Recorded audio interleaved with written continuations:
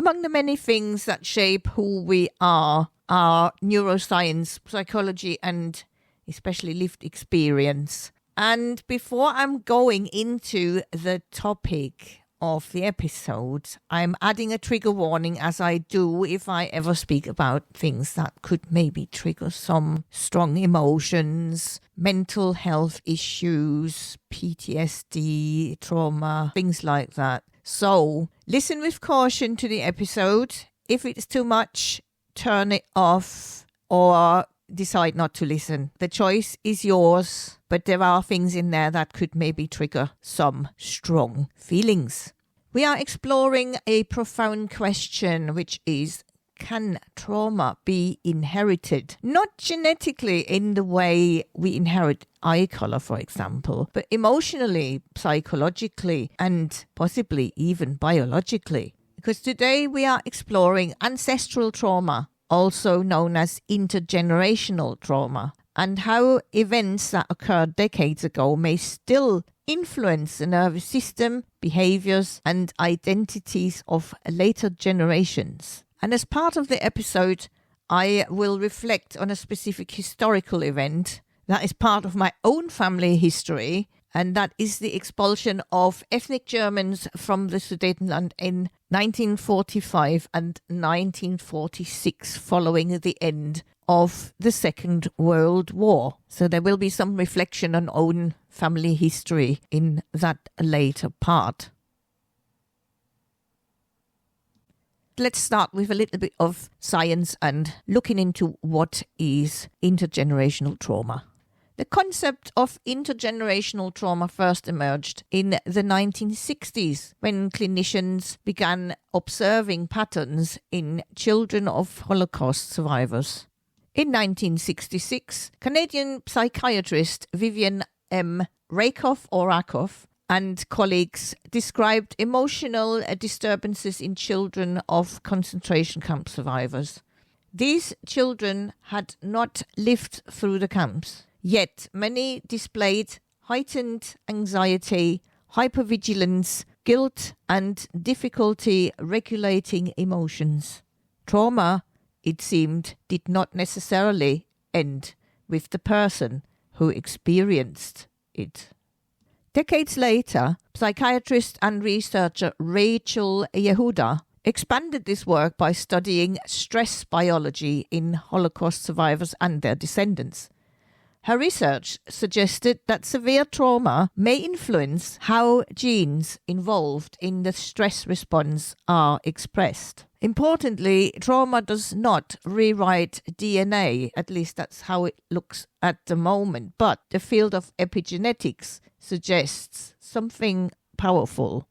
It suggests that extreme stress can recalibrate the body's stress systems, and those calibrations may influence the next generation. Think of DNA as a script. Epigenetic tags act like stage directions, influencing which lines are spoken loudly and which remain quiet. When an ancestor experiences prolonged stress, famine, war, forced displacement as examples, stress hormones such as cortisol can alter how certain genes are expressed. If this occurs during pregnancy, a developing child's stress response system may be shaped before birth.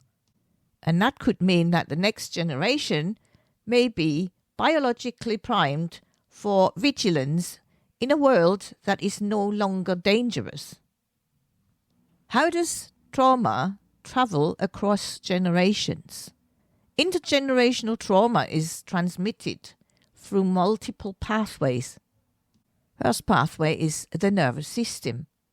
Trauma alters the stress response system, particularly the hypothalamic pituitary adrenal axis, which regulates cortisol. Research by neuroscientist Michael J. Meany has shown that early caregiving environments influence how stress regulation genes are expressed. A parent who has lived through chronic threat may have a sensitized stress response. That parent's emotional tone, which may be vigilant, anxious, withdrawn, or overprotective, becomes the climate in which a child's brain develops. Children do not only hear stories, they absorb nervous systems. Second pathway could be the family narrative, and that could also mean silence. In some families, traumatic history is frequently discussed. In others, it is never mentioned. But silence communicates just as powerfully as storytelling. Unspoken grief, emotional tension around identity, or sudden disproportionate reactions to certain topics. Children sense these long before they understand them cognitively. And the third pathway is the identity formation. Trauma often becomes embedded in family identity. Many different narratives could emerge in daily lives and conversations and discussions, like we survived, or we lost everything, or nothing is permanent, or you must always be prepared. These narratives can create resilience. They can also cultivate anxiety. It's like a two-edged sword, really, isn't it? And that brings us to the example that I have chosen to go into the topic. But before I start with the personal reflections on this, I give you the historical context of the expulsion from the Sudetenland 1945 and 1946. So in 1945 and 1946, following the end of the Second World War, millions of ethnic Germans were expelled from Czechoslovakia. This is a complex, painful chapter of history. When we look at the brain and mind side of things, we have to look at the whole picture. Now, I'm sure I have listeners that say, oh yeah, the Germans, they reap what they sowed and all that kind of still very hostile thinking. But there are human beings involved, and because in the end, we always have to look at all sides of the story and try and find out all the different sides. Main thing is that the expulsion didn't happen in a vacuum. It followed the Nazi annexation of Czechoslovakia in 1938. And a lot of the Czech people, they started kind of going along with it, and some of them kind of aligned with them. Many didn't. Then came the horrors of the war from 1939 onwards. Then in 1941, Reinhard Heydrich was assassinated by the Czech resistance. Heydrich was one of the leading people in the Nazi Party. And that assassination led to retaliatory actions by the Germans. Lots of arrests, executions. And the worst thing was the extermination and killing of most people of the village of Lidice. The whole place was razed to the ground. The men were shot in the church. The women and children, some dispersed, some put into camps or killed. It was dreadful. So by the end of the war, the cycle of violence had reached a breaking point. Then under the authority of President Edvard Beneš, a series of post-war measures, known as the Beneš Decrees, stripped many ethnic Germans of citizenship and property. Between 1945 and 1946, approximately 3 million people were expelled. Historian R.M. Douglas, in his publication Orderly and Humane, describes this as one of the largest forced population transfers in modern European history. The early phase in 1945, often referred to as the wild expulsions, involved violence, forced marches, detention camps, and civilian deaths. Many civilian deaths, because people died when they were on the marches. Later transfers were more organized and internationally sanctioned, but the human cost remained immense. Understanding the history requires holding multiple truths simultaneously. The devastation caused by the Nazi regime and the trauma experienced by civilians who were later expelled. History is rarely emotionally simple. So my own family history is that my mother's side of the family are or were from the Sudetenland. They lived in a place called Freiwaldau, which is now called Jesenik, and it was in the region of then Mary Schönberg, and now it's Jeseniki is the region now in the Czech Republic. They lived there for, I don't know, quite a few generations. I haven't done any further diving deeper into the ancestral history, but I know from my great-grandmother on and her family, they were definitely living in that region. My mum and her mum, they often shared stories with other relatives that were also resettled in Germany.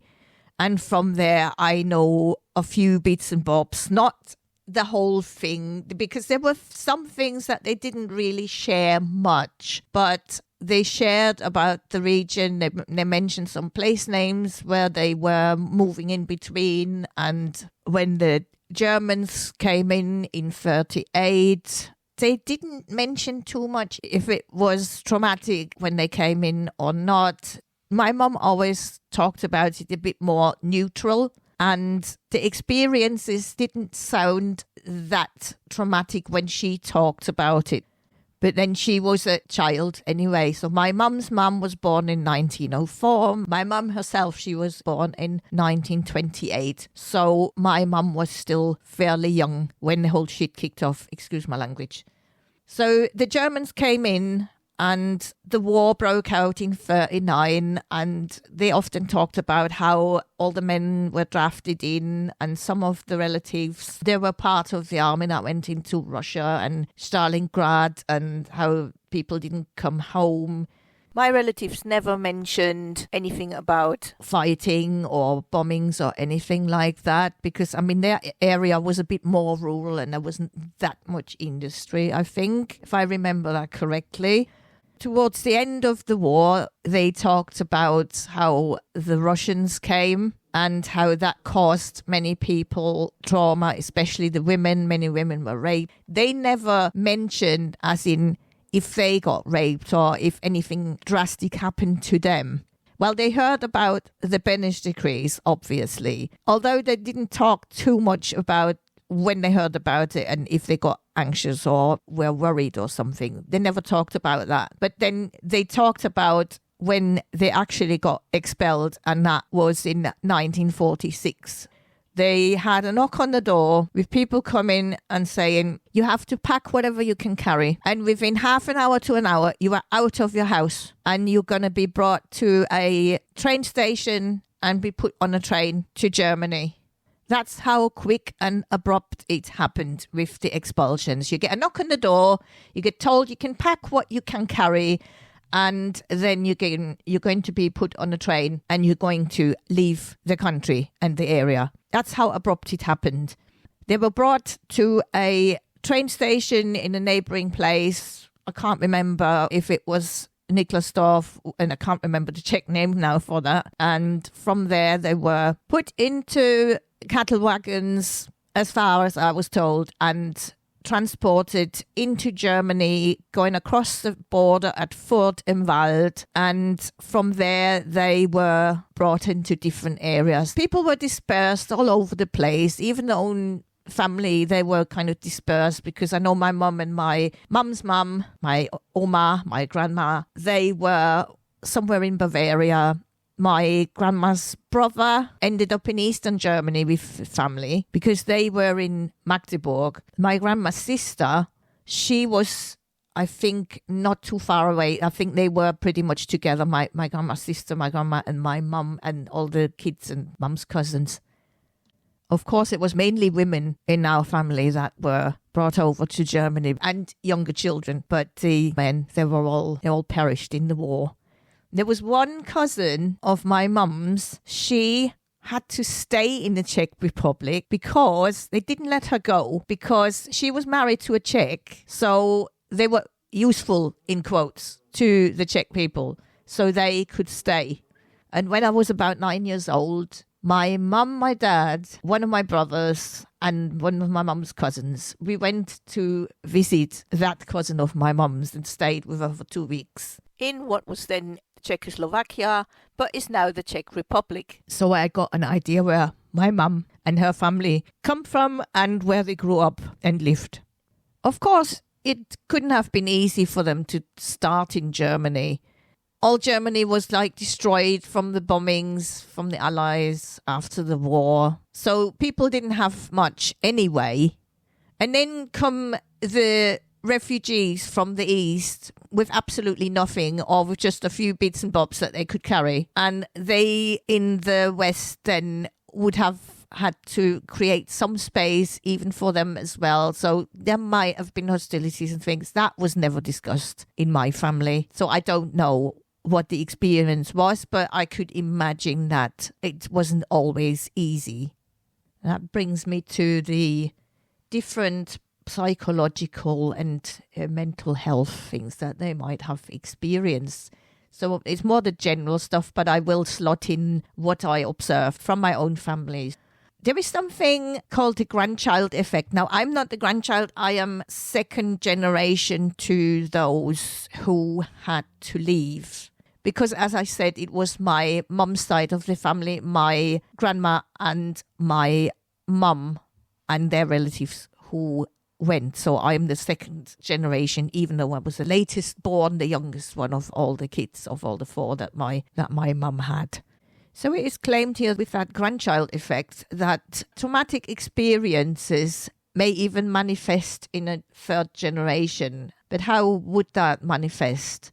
You may notice patterns that do not seem to belong to your own life, as for example a scarcity mindset, a persistent fear of losing everything, even instability, a displaced homesickness, longing for a place never personally lived in, or hypervigilance, heightened emotional reactions to news about displacements or refugee crisis. There could be overachievement as protection or a deep need for control and stability.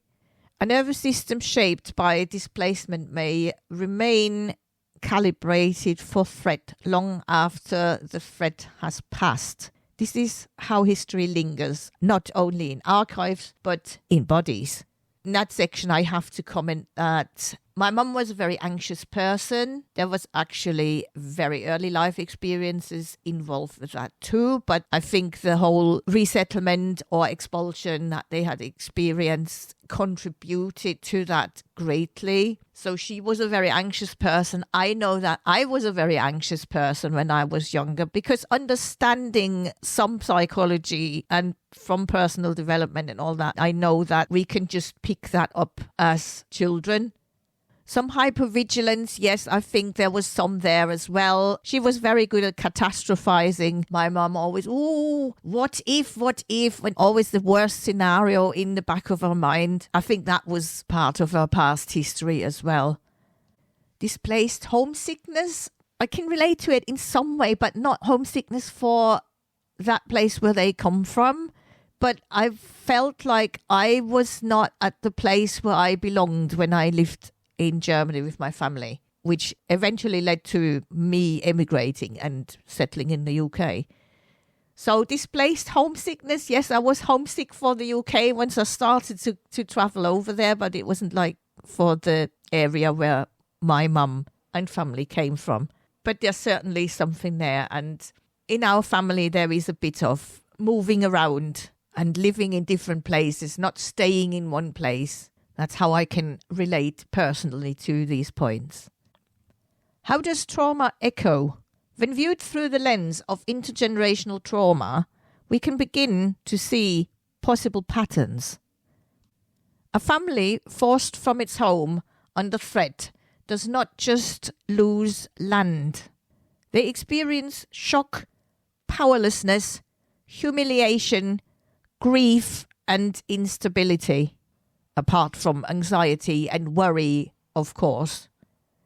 If survival becomes the priority, emotional processing may be postponed indefinitely.